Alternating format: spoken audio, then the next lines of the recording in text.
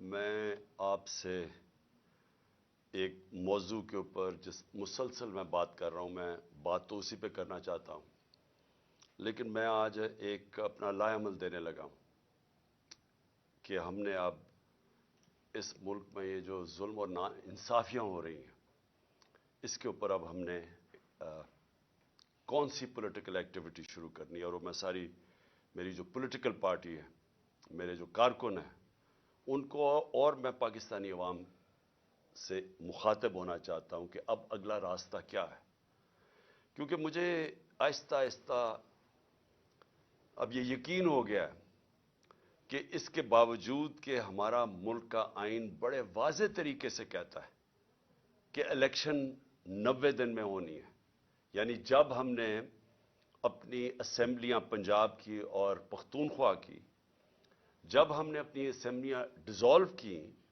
تو ہم نے اس نالج سے کی کہ پاکستان کا جو آئین ہے وہ واضح کر دیتا ہے کہ 90 دن کے اندر الیکشن ہونے ہیں۔ 91 دن کا مطلب یہ کہ جو بھی گورنمنٹ ہے وہ غیر آئینی ہوگی، یعنی یہ جو چیف منسٹرز کیئر ٹیکر کے اپوائنٹ کیے گئے ہیں، 91 دن ان کے اوپر آئین کی وہ شک لگتی ہے جس میں یہ آئین کی خلاف ورزی کر رہے ہیں، تو وہ ساری جو سزائیں اس کے ساتھ ہیں وہ ان کے اوپر لاگو ہوتی ہیں۔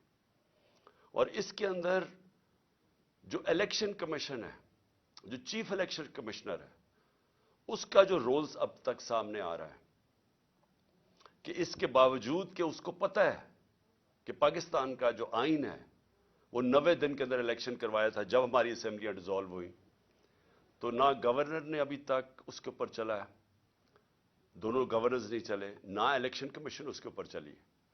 اور جو سب سے حیرتناک بات ہے کہ الیکشن کمیشن بے بسی ظاہر کر رہی ہے کہ جی پیسے نہیں ہیں، وہ کوئی گورنمنٹ کا ادارہ میرے ساتھ تعاون نہیں کر رہا، کہ جی وہ کوئی کہتا ہے ہر قسم کی ہم خبریں پڑھتے ہیں کہ جی پولیس نہیں ہوگی تو فوج نہیں ہوگی۔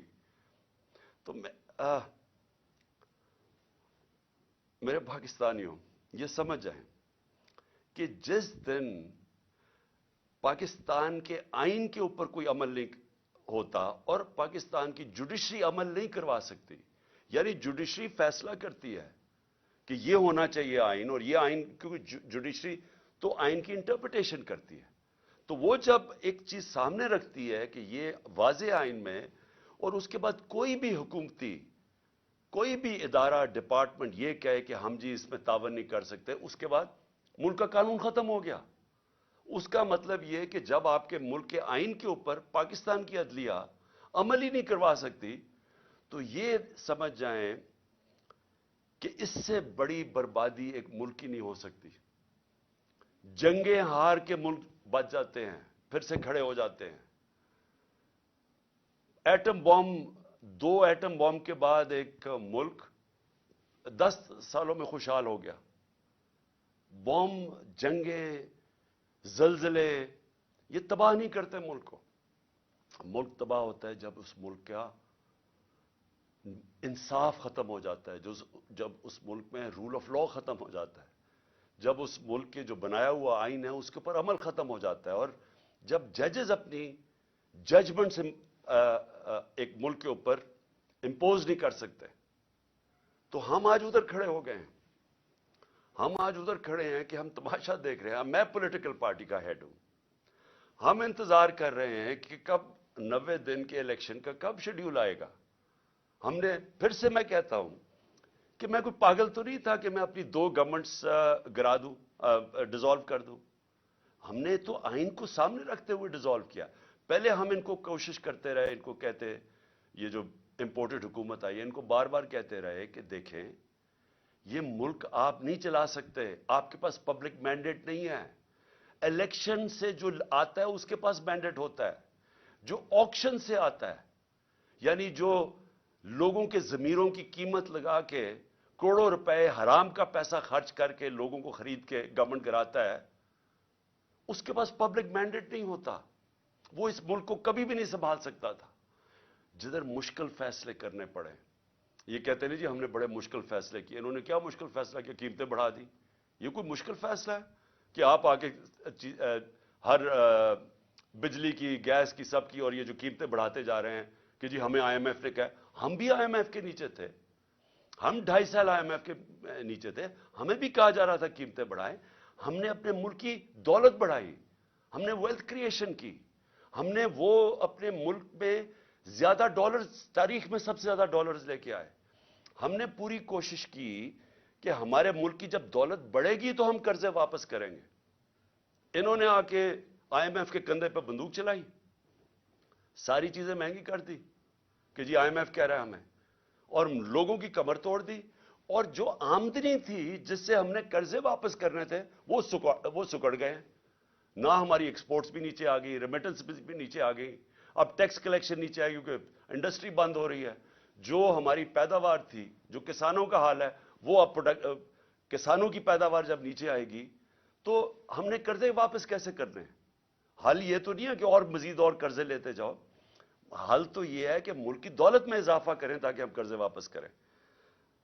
تو ان کے لیے جو مشکل اب ہے گورنمنٹ کے لیے، وہ ایک ہی تھی کہ کسی طرح یہ ملک میں ری اسٹرکچرنگ کروا دے. جو کرائسس آتا ہے اس کے اندر ہم ملک کے اندر اصلاحات کر دیتے، ہم اپنی آمدنی بڑھانے کے وہ سارا جو گورننس سسٹم ہے وہ چینج کر دیتے. وہ یہ اب کر نہیں سکتے کیونکہ ان کے پاس مینڈیٹ بھی نہیں ہے، نہ ان کے پاس صلاحیت ہے.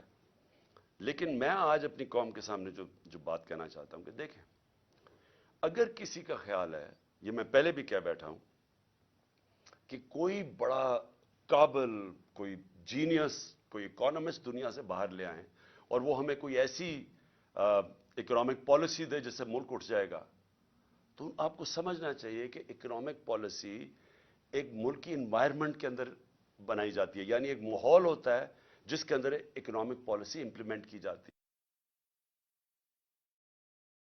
یعنی آپ کی گورنمنٹ کیسے چلتی ہے. سب سے اہم چیز ہوتی ہے رول آف لا. وہ کیوں امپورٹنٹ ہوتی ہے کہ اس میں جب میں مثلا سرمایہ کار پاکستان میں پیسہ لگانا چاہتا ہوں تو کیا میں اپنا کانٹریکٹ انفورس کر سکوں گا؟ کیا عدلیہ میری انویسٹمنٹ کو پروٹیکٹ کرے گی؟ کیا ملک کے اندر کیا وہ رول آف لا یعنی قانون کو امپلیمنٹ کرنے کی کیا وہ صلاحیت ہے کہ مجھے اعتماد ہوگا کہ میں جب پیسہ لگاؤں گا تو اس کی حفاظت کی جائے گی؟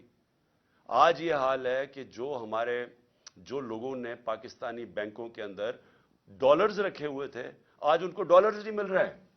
یہ ان کو گارنٹی دی گئی تھی کہ آپ اپنے ڈالرز پاکستان میں رکھیں بینکوں میں اور ہم ان کی حفاظت کریں گے. آج وہ لوگ اپنے ڈالرز بینکوں سے نہیں نکال سکتے.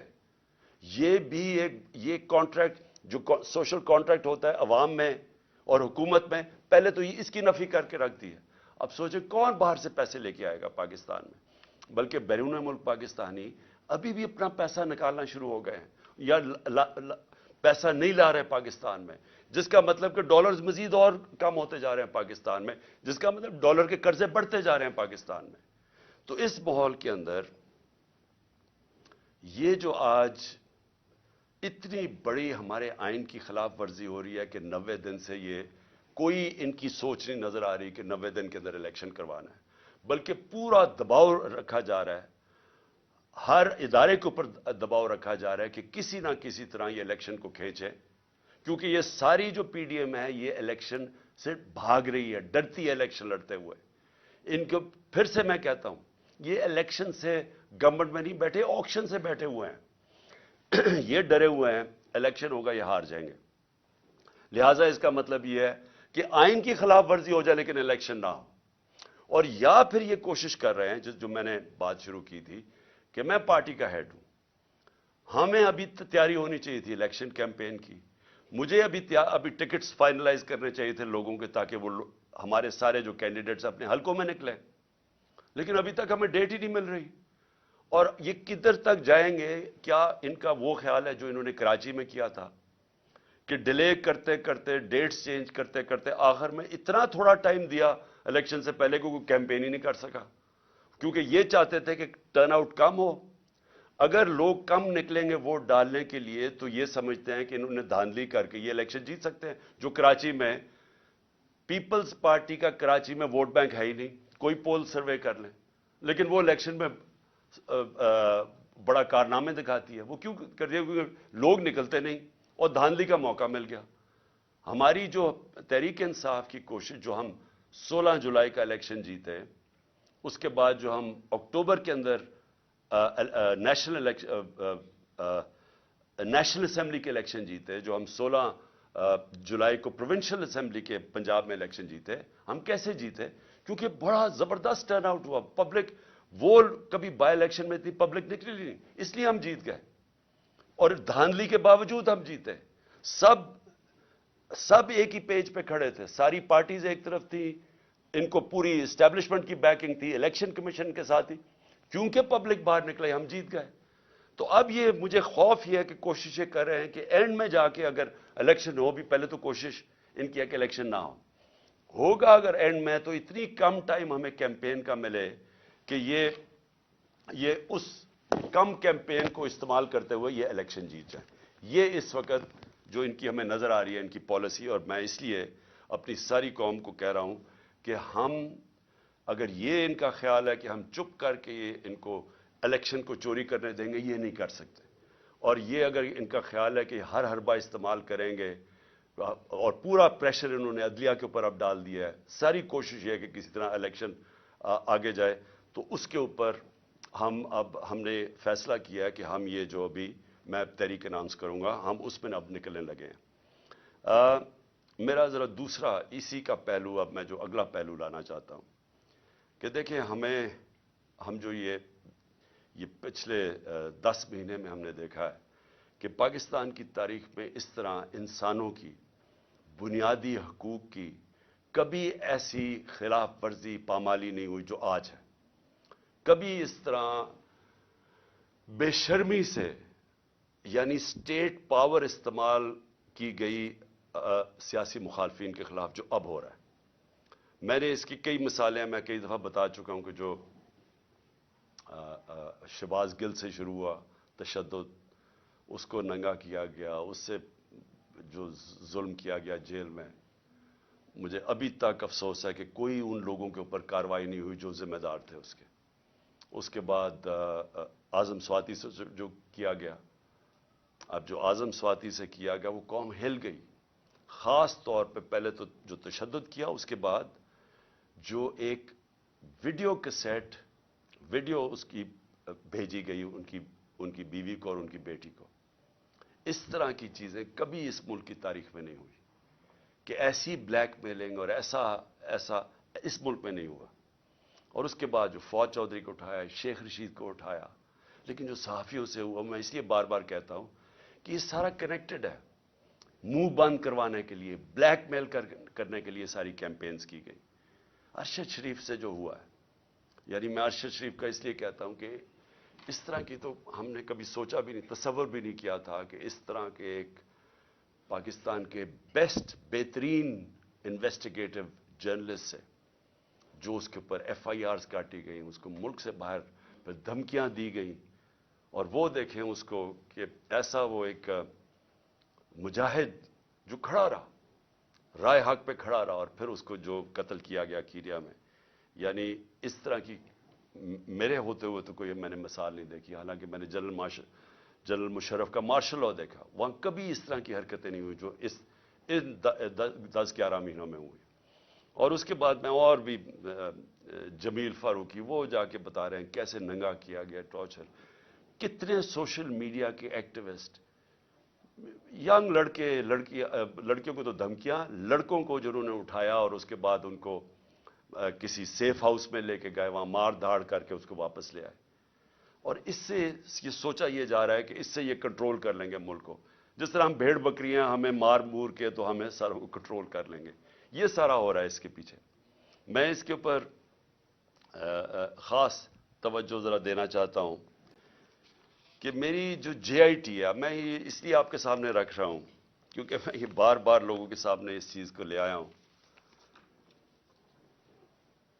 اس سے پہلے میں صرف کہنا چاہتا ہوں کہ 13 کی رات کو ایک ملتان کے اندر پیپرز درج کروانے کا جو ٹائم تھا، اس ایک انسیڈنٹ ہوتا ہے، نون لیگ کے اور تحریک انصاف کے کارکنوں میں کوئی تھوڑی جھڑپ ہوتی ہے.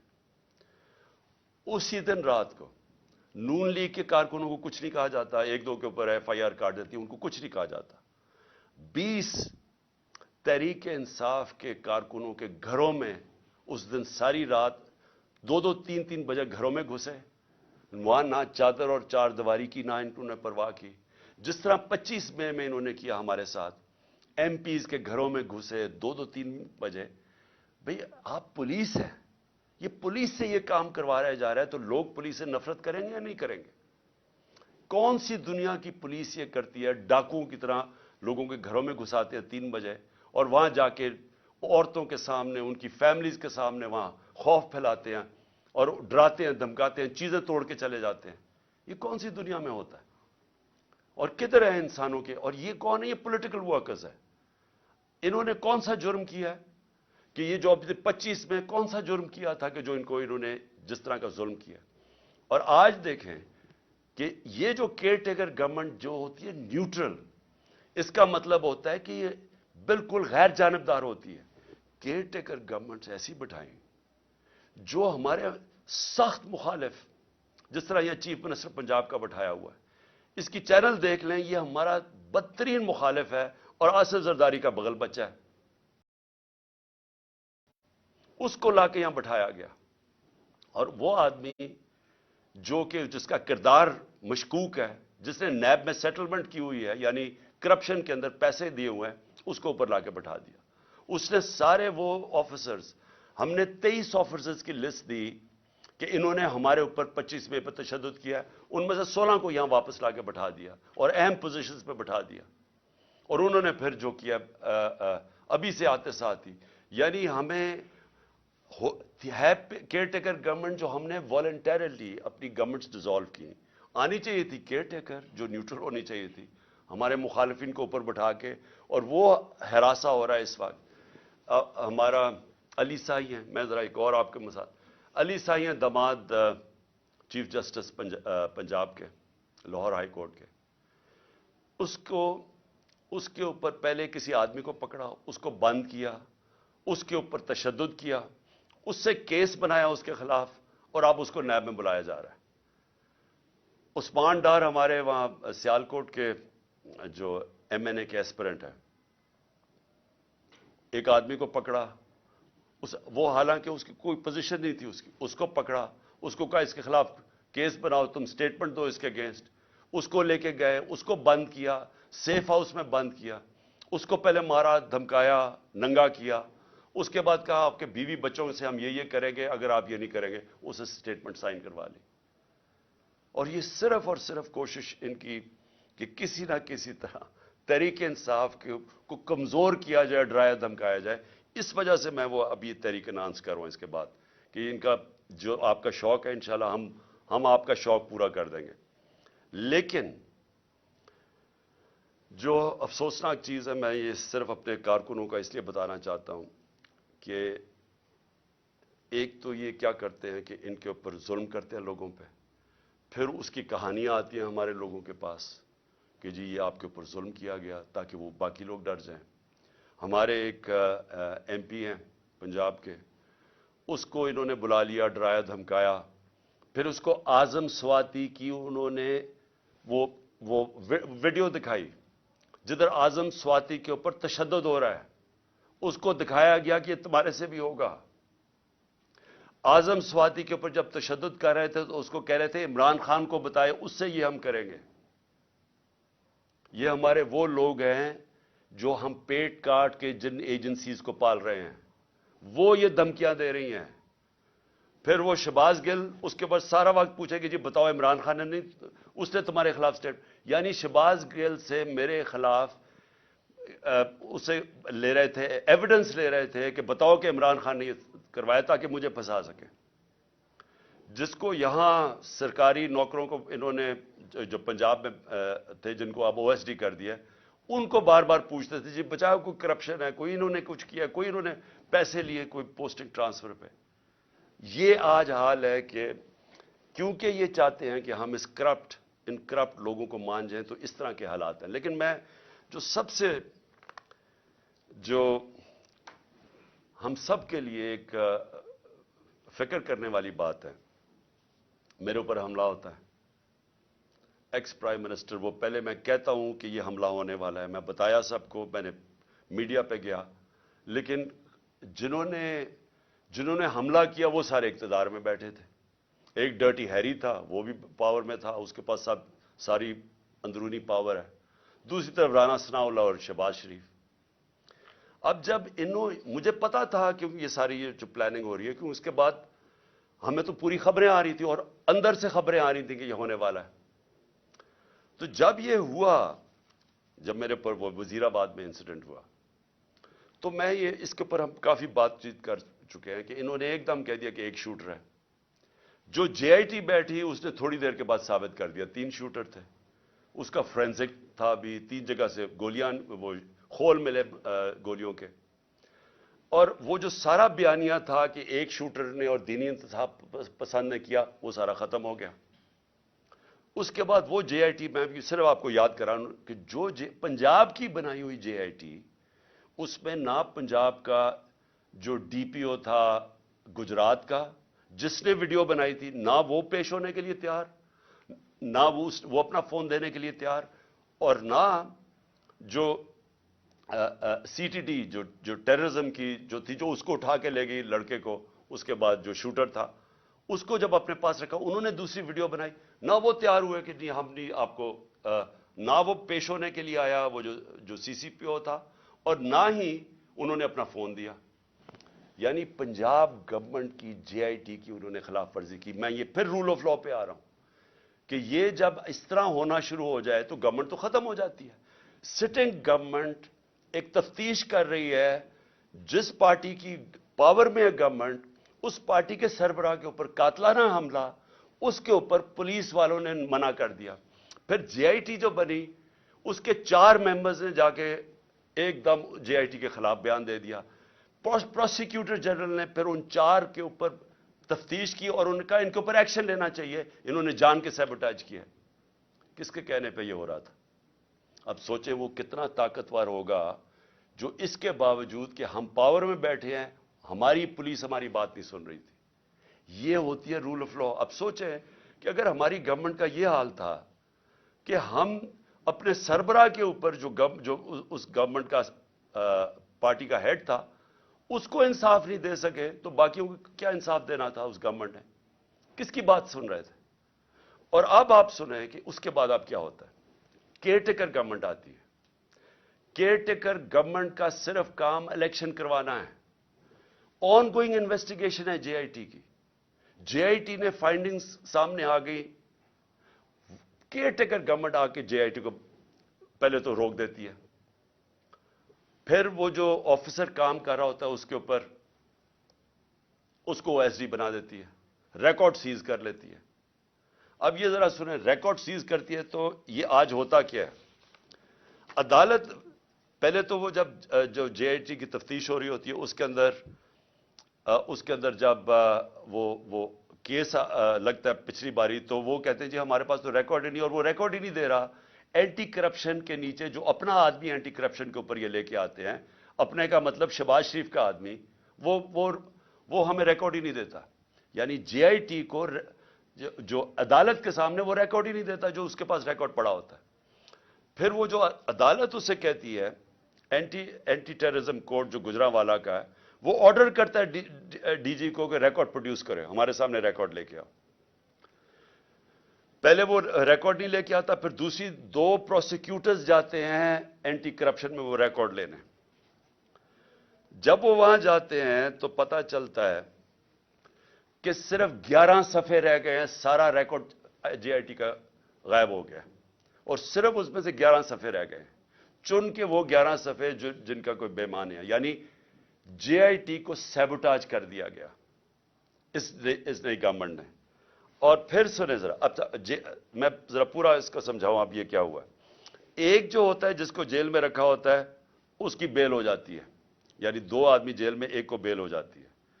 और क्योंकि हमारा केस नहीं रजिस्टर करती, क्योंकि पुलिस मेरी एफआईआर नहीं रजिस्टर करती, और पुलिस अपनी एफआईआर लेके आती है जिसमें पुलिस कहती है एक शूटर है, जो जेआईटी का जो तफ्तीश होती है उसमें पता चलता है 3 शूटर है, तो उनकी एफआईआर तो बेमाना हो गई ना।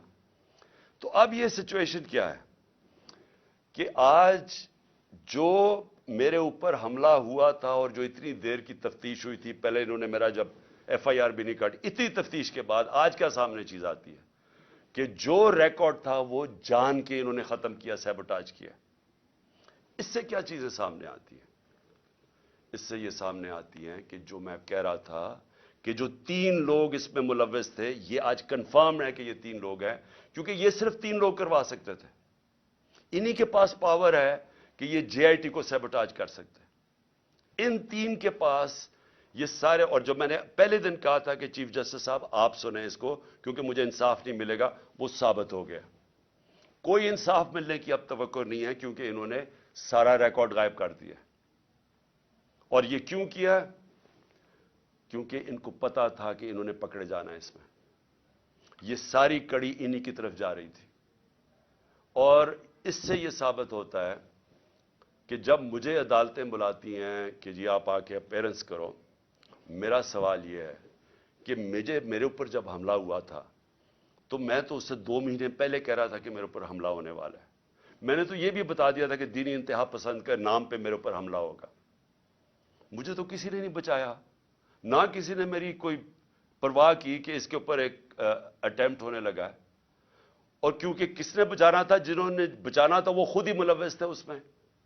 और तभी मैंने कहा था कि अगर इन्हीं के ऊपर छोड़ दी तफ्तीश, ये तो होने ही नहीं देंगे, जो उन्होंने नहीं होने दी। इससे अब आगे चलें। इसका मतलब कि अगर ये 3 लोग अभी भी पावर में बैठे हुए हैं तो मेरी जान अभी भी खतरे में है, क्योंकि इन लोगों के होते हुए कौन मुझे प्रोटेक्शन देगा? कि अगर ये जो 3 है वो डर्टी हैरी मिला के और ये जो राणा सनाउल्लाह और इनके पीछे है, तो कौन प्रोटेक्ट करेगा मुझे? मैं जब भी मैं जाऊंगा पब्लिक में, इनसे खतरा तो इनसे है, जिन्होंने प्रोटेक्ट करना है वो उनसे मुझे खतरा है। और ये साबित हो गया JIT से। मैं अगली बात करना चाहता हूं बस आखिर में। राणा सनाउल्लाह ने बड़े जोरों शोरों से कहा कि जनाब कि मैंने ये एक मेरे पास ऑडियो है किसी जज साहब के ऊपर, इंप्लाई कर रहा था जज साहब के ऊपर।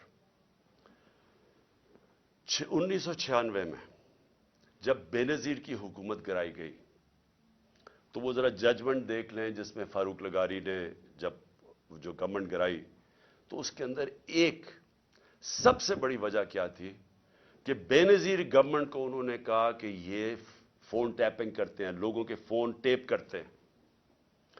जो सदर निक्सन अमेरिकन प्रेसिडेंट, जो बड़ा तकड़ा प्रेसिडेंट था, उसकी गवर्नमेंट गिरी क्योंकि उसके ऊपर यह साबित हो गया कि यह मुखालफिन के टेलीफोन को टैप करता है, इसलिए उसको जाना पड़ा।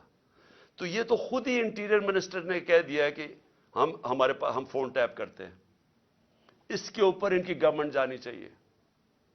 मैं ये समझता हूं कि ये जो तरीकाकार इस माफिया का है, क्योंकि ये पॉलिटिशियंस नहीं है, माफियाज ये चीजें करते हैं इंसाफ से बचने के लिए, ब्लैकमेल करने के लिए। मेरे ऊपर भी कहा जी मेरी टेपें मैंने रखी हुई हैं। मैं एज प्राइम मिनिस्टर, मैंने अदालत में बताया हुआ है कि मेरी प्राइम मिनिस्टर की सिक्योर लाइन से मेरी वो मुझे इन्होंने टेप्स बनाई हुई थी, और मेरी सिक्योर लाइन के ऊपर मेरे प्रिंसिपल सेक्रेटरी से बातचीत इन्होंने एजेंसीज ने पब्लिक कर दी। तो अगर इसके ऊपर एक्शन नहीं लिया जाएगा, यानी मैं अब अपनी अदलिया से कहना चाहता हूं कि ये तो मुल्क को बिल्कुल ही, यानी आप पहले तो ये जो अदलिया फैसला करती है उस पर नहीं चलते। फवाद चौधरी को वो हाई कोर्ट के जज बुलाते गए कि उनको पेश करो मेरे सामने, और IG लेके उसको इस्लामाबाद चला गया। बार बार उनको कहा गया, 3 दफा जज ने कहा कि मेरी अदालत में पेश करो, वो इस्लामाबाद चला गया। तो अगर आप ये करेंगे, पहले तो उनकी जजमेंट्स पे नहीं मानेंगे और फिर उसके बाद उनको ब्लैकमेल करने के लिए ये हरकतें करेंगे, तो मुल्क में कानून तो खत्म हो गया। तो इसलिए ये जंग है पाकिस्तान की। ये जो जंग में मैं आपको, हकीकी आजादी है क्या? हकीकी आजादी उन कौमों को मिलती है जिस मुल्क में कानून की हुक्मरानी होती है, रूल ऑफ लॉ होता है, जो लोगों के फंडामेंटल राइट्स प्रोटेक्ट होते हैं, जिधर इन्वेस्टर, सरमायाकार, उनको इत्मीनान होता है एक सिस्टम के ऊपर, वो कौमें खुशहाल होती है। तो जिस कौम में जजेस की जजमेंट ही नहीं हो रही। मुझे बताएं कौन सा इन्वेस्टर आएगा पाकिस्तान में? कौन इस सिस्टम के अंदर बिलीव करेगा कि वो जब ये देख रहा है कि जज फैसला भी कर दे तो उसका कोई मुझे फायदा नहीं होगा? कौन आएगा इन्वेस्ट करने? और ये सबसे बड़ी वजह यह है कि हमारा मुल्क आगे नहीं बढ़ रहा। ये जो आप देख रहे हैं ना मौजूदा हालात, ये हालात तो एक बीमारी के सिम्टम्स हैं। ये जब एक फोड़ा निकलता है तो कैंसर की वजह से निकलता है, अंदर से तो कैंसर हो। ये कैंसर ये है कि यहां कानून नहीं है या इंसाफ नहीं है। इसकी कैंसर की वजह से कब्जा ग्रुप भी फिर रहे हैं पाकिस्तान में, कमजोरों की जमीनों पे कब्जा करते हैं। इस कैंसर की वजह से ताकतवर डाकू एनआरओ ले लाते हैं, अरबों रुपए की अपनी करप्शन माफ कर देते हैं, कमजोर सिर्फ जेलों में जाता है क्योंकि इंसाफ नहीं है। ये जंग सारी हकीकी आजादी की इंसाफ के लिए। ये जो 26 साल पहले मैंने अपनी जिंदगी में सफर शुरू किया था, इंसाफ की तहरीक, ये सिर्फ और सिर्फ ये मसला है पाकिस्तान का। इसलिए आज हम सबको कानून की हुक्मरानी के साथ खड़ा होना चाहिए। ये जो कर रहे हैं, ये जो माफिया ऊपर बैठा हुआ है और उनको बिठाया गया, इस माफिया के सामने हमें खड़ा होना पड़ेगा। मैं अनाउंस कर रहा हूं इंशाल्लाह बुध से वेडनेसडे को अपनी जेल भरो तहरीक। मैं अपनी सारी पार्टी को आज कह रहा हूं कि तैयारी करें। हमने शुरू करना है लाहौर से और हम फिर पाकिस्तान के बड़े बड़े हर अगले दिन बड़े बड़े शहरों के अंदर हम जेल भरने की अपनी तारीख शुरू करेंगे, जेल भरेंगे। हम क्या बताना की कोशिश कर रहे हैं? हम सबसे पहले तो अपनी कौम को यह कहना चाहते हैं कि अब खौफ के बुत को तोड़ दो। ये जो हम खौफ के सामने झुकते हैं, मैं सारों को बार बार वो मिसाल देता हूं कि कूफा के लोग सब जानते थे कि हजरत इमाम हुसैन राय हक पे हैं, लेकिन यजीद के खौफ की वजह से नहीं मदद करने आए। और वो आज तक, जब तक दुनिया रहेगी वो पछताएंगे, उधर के लोग पछताएंगे क्यों नहीं हम खड़े हुए। और इस्लाम की तारीख का सबसे बड़ा सानिया हमने होने दिया। वही आज हालात हैं।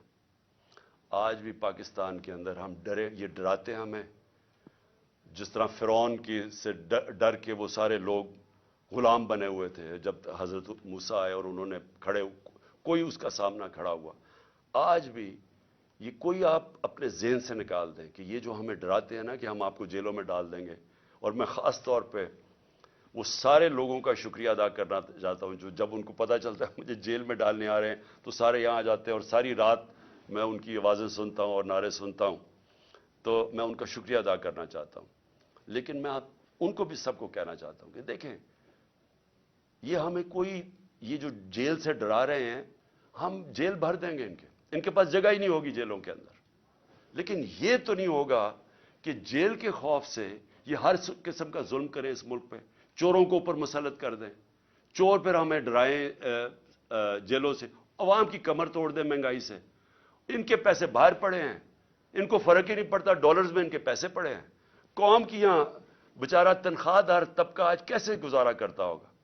ये अब इससे पहले ये जो अभी इन्होंने महंगाई की, अब ये जो मिनी बजट दिया है, इससे पहले अगर आपकी पिछले 1 साल पहले आपके बैंक में, बल्कि अप्रैल में 10 महीने पहले आपके बैंक के अंदर आपकी तनख्वाह थी, बैंक नहीं, आपकी तनख्वाह महाना 30,000 थी, आज सिर्फ वो 20,000 रह गई है। यानी आप आज सिर्फ वो 20,000 की चीजें खरीद सकते हैं। और अब एक और मजीद तूफान आ रहा है महंगाई का। जो आज महंगाई है, आज की शरह मेरे ख्याल में 30-32 थी, आज उससे भी ऊपर चली गई है, 38-39 पे चली गई है। इसका मतलब ये मजीद महंगाई अभी और बढ़ेगी। तो इनको तो फर्क ही नहीं पड़ता क्योंकि इनके पैसे बाहर पड़े हैं। और डॉलर्स का मतलब कि इनके पैसे पाकिस्तान के मुकाबले में उसमें इजाफा हो रहा है दौलत में, क्योंकि हमारा जिस तरह रुपए की कीमत गिरती रही और महंगाई बढ़ती जा रही है तो रुपया कम चीजें खरीदता है, लेकिन क्योंकि डॉलर्स में है वो डॉलर ज्यादा चीजें खरीदता है। तो इनको कोई नुकसान नहीं हो रहा। ये जो मुल्क में इस वक्त अजाब आया हुआ है महंगाई का। तो इंशाल्लाह बुध को मैं सबको, आज अपनी सारी कौम को भी, अपनी तहरीक, अपनी पार्टी को, सबको कह रहा हूं कि हम ये शुरू करेंगे और ये सारे पाकिस्तान के अंदर हमारी ये तहरीक जाएगी। पाकिस्तान जिंदाबाद।